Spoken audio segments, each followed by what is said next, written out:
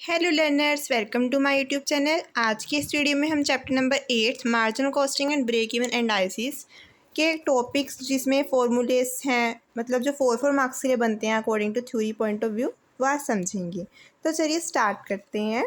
ये हमारी इस चैप्टर की लास्ट वीडियो है। इससे पहले जो वीडियो मैंने अपलोड की थी वो आप हमारे YouTube channel accounting management accounting की प्लेलिस्ट में जाकर देख सकते हैं। ठीक है, तो देखिए जो ये फॉर्मूलेज हैं वो 8 पॉइंट्स के हैं। तो सबसे पहले है कंट्रीब्यूशन, सेकंड है ब्रेक इवन पॉइंट, थर्ड है PV ratio means profit volume ratio, fourth है मार्जिन ऑफ सेफ्टी, फिफ्थ है sales for desired profit, sixth है ब्रेक इवन एनालिसिस, सेवन्थ है ब्रेक इवन ग्राफ, एट्थ है प्रॉफिट वॉल्यूम ग्राफ और ninth है angle of incidence. तो ये total हमारे 9 फॉर्मूलाज वाले हम ये इनकी एक्सप्लेनेशन आज आपको मैं समझाऊंगी। तो ये 9 है टोटल, जैसा कि आप देख रहे हैं स्क्रीन पर।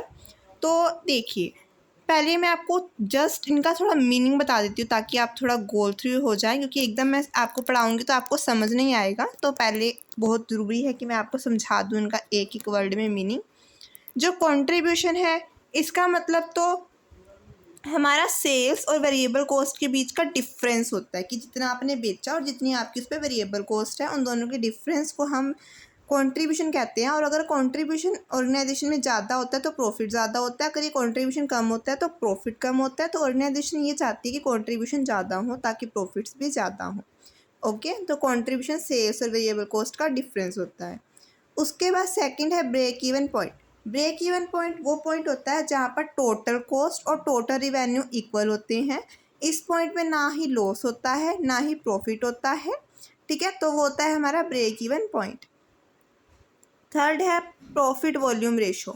प्रॉफिट वॉल्यूम रेशो जो है वो हमारा कॉस्ट और कंट्रीब्यूशन, सेल्स और कंट्रीब्यूशन का रिलेशन बताता है कि आपने कितना कंट्रीब्यूट और कितनी आपकी सेल्स है, उनके बीच का रिलेशन बताता है। तो वो हमारी होती है पीवी रेशो।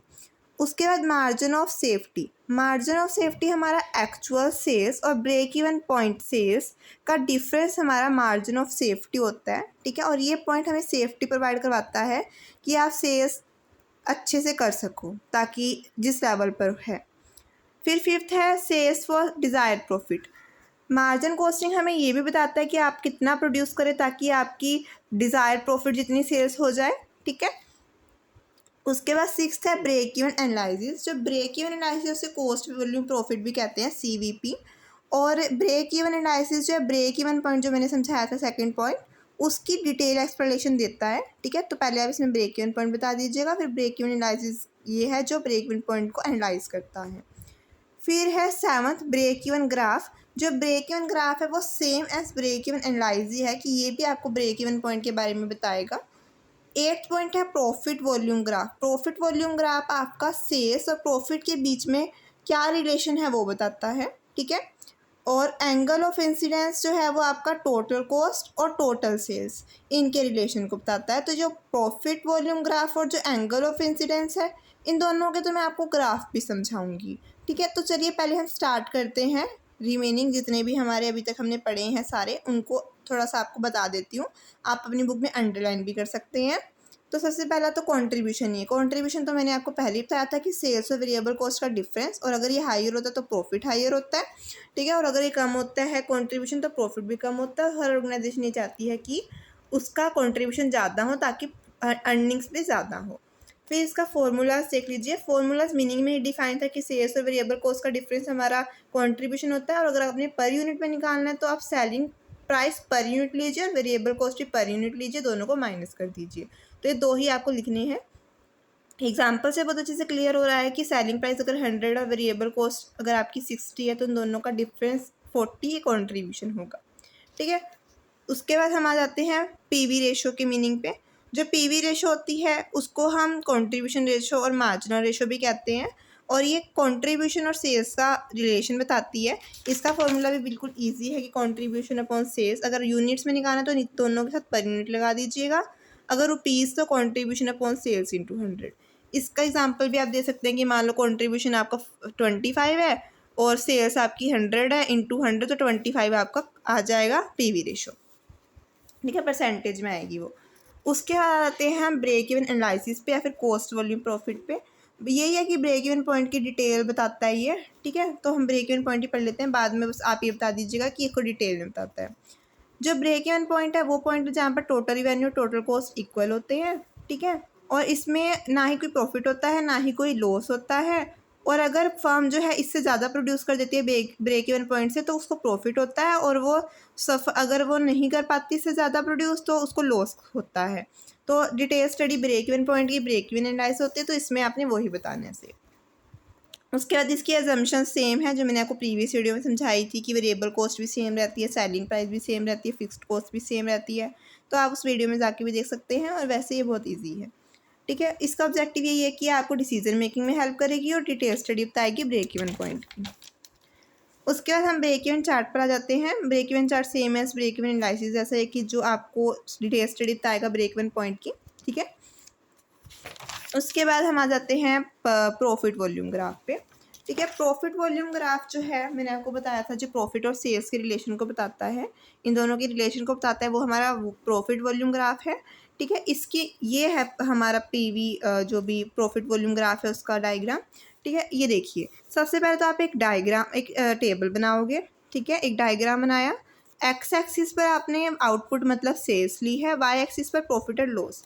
प्रॉफिट तो ओरिजिन ऑफ पॉइंट से ऊपर है और loss profit origin of point से नीचे लेना है, ठीक है। फिर आपने एक लाइन लगानी है, इन्होंने कहा है कि आप एक प्रॉफिट एंड लॉस की लाइन लगाओगे, और जहाँ भी वो इंटरसेक्ट करेगी वो आपका ब्रेक इवन पॉइंट है, उससे नीचे का एरिया लॉस है, उसके ऊपर का एरिया प्रॉफिट है, ठीक है, प्रॉफिट एरिया है।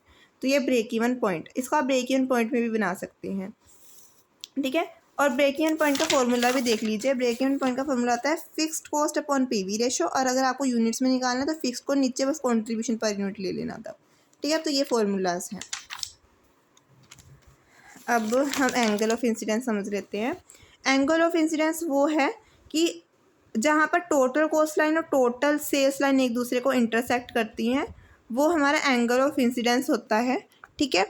उसके बाद इसका ये देख लीजिए डायग्राम, यहाँ पे आपने कॉस्ट रिवेन्यू ली, यहाँ पे आपने सेल्स मतलब आउटपुट ली, ठीक है। उसके बाद जो आपकी टोटल कॉस्ट लाइन है वो तो बीच मिडल से जाएगी, और जो टोटल सेल्स लाइन है वो आपने ओरिजिन से लेनी है। जहाँ इंटरसेक्ट होगा वो आपका एंगल ऑफ इंसिडेंस होगा, ये वाला एरिया लॉस, ये प्रॉफिट। एक आपने जहाँ से आपने टोटल कॉस्ट लाइन निकाली थी वहाँ से ही आपने कॉन्स्टेंट या फिक्स्ड कॉस्ट लेनी है, और जो ये एरिया होगा वो मार्जिन ऑफ सेफ्टी होगा। तो ये मार्जिन ऑफ सेफ्टी में आपने सेम डायग्राम बनाना है, एंगल ऑफ इंसिडेंस के लिए भी और मार्जिन ऑफ सेफ्टी के लिए भी। ओके फ्रेंड्स, बहुत ईजी था ये।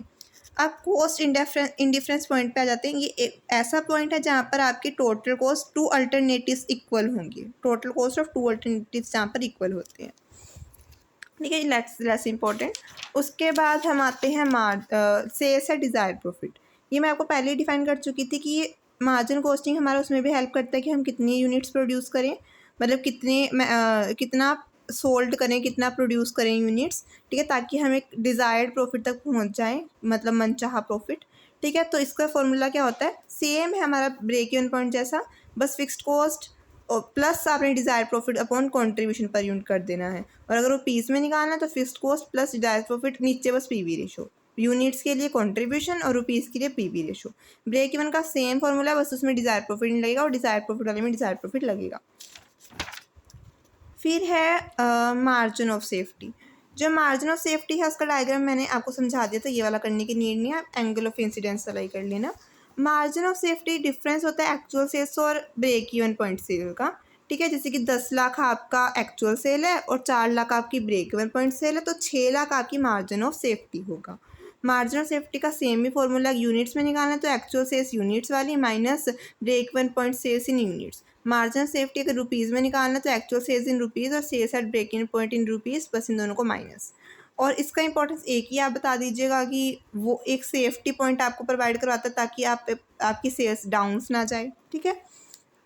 तो मतलब ये 4 मार्क्स के लिए मैंने आपको सारी टर्म्स करवा दी कि एग्ज़ाम्स में आ जाएं अगर, तो आप इससे अच्छे से प्रिपेयर कर पाओगे, ठीक है। तो आई होप आपको ये 99 बहुत अच्छे से क्लियर हुई होगी, ठीक है। और अगर आपको हमारी वीडियो अच्छी लगती है तो प्लीज़ हमारे चैनल को लाइक एंड सब्सक्राइब कीजिए, क्योंकि आपकी कंट्रीब्यूशन से ही, देखिए मैं कंट्रीब्यूशन वही टर्म बोल रही हूँ जो आपको समझाई, क्योंकि आपकी कंट्रीब्यूशन, आपके सहयोग से ही मैं मोटिवेट होंगी और वीडियोस अपलोड करूँगी, और वो आपको हेल्पफुल भी होंगी I hope. And then thank you friends for watching my video.